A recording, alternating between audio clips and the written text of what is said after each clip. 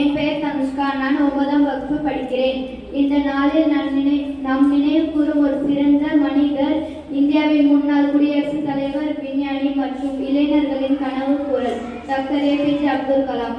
இவர் 1931ஆம் ஆண்டு அக்டோபர் 15ஆம் தேதி ராமேஸ்வரத்தில் சாதாரண குடும்பத்தில் பிறந்த கலாம் அவர்கள் கடுமையான உழைப்பால் உயரமான நிலையை அடைந்தார்.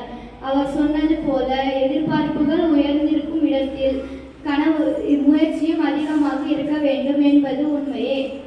இவர் இந்தியாவின் விண்வெளி மற்றும் பாதுகாப்பு துறையில் மாபெரும் பங்களிப்பு செய்தவர்.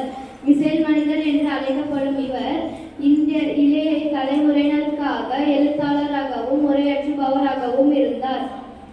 அவர் சொல்வது போல, கனவுகள் என்பது நம்மை தூங்க வைக்கும், இல்லையே தூங்க செய்யாதவைதான் உண்மையான கனவுகள். இன்று நாமும் அவரை போல உழைத்து நல்ல குடிமகனாக, நல்ல மனிதனாக வளர உறுதி எடுத்துக்கொள்வோம். நன்றி, வணக்கம். My name is Surya from 9th standard. Today we gathered here to celebrate the birthday of one of the Indian in all time, Dr. APJ Abdul Kalam, also known as Missile Man of India. Dr. Kalam was born on 15th October 1931 in Rameshwaram, Tamil Nadu. He came from humble background and rose became a brilliant scientist and visionary leader. He was the 11th President of India. He played a major role in the space and the missile program, especially in the success of ISRO and DRDO. His contribution for the science and the education have inspired millions.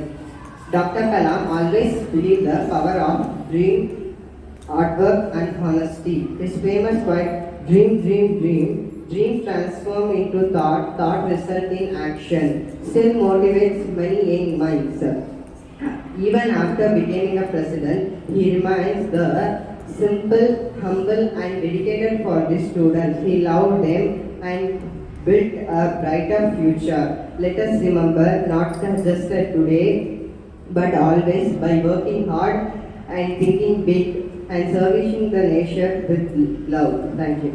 I am from 9th standard. Today I am here to speak about a legend who has contributed in the millions of lives, Dr. APJ Abdul Kalam.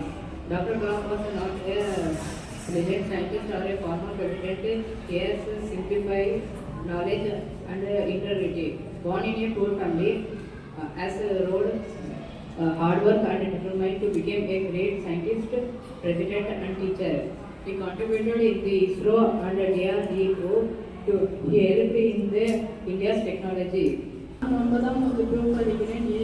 என் பெயர் சிவகவின். நான் இன்று அப்துல் கலாமை பற்றி பேச வந்துள்ளேன். எட்டாத வரமாய் பெற்றெடுத்த பொக்கிஷமே, தேயாத முழுமித்தாய் பிறந்தாயே, ராமேஸ்வரத்தில் உப்பித்தவனை உள்ளம் இருக்கும் வரை நினை என்பதற்கு எடுத்தாக உப்பு காலிலே வளர்ந்த எங்களின் இருள் நீங்கிய கலைஞர விளக்கே. நன்றி. அனைவருக்கும் வணக்கம். என் பெயர் ஆம்பிரதா. நான் 9ஆம் வகுப்பு படிக்கிறேன். இப்பொழுது நான் டாக்டர் ஏபிஜே அப்துல் கலாம்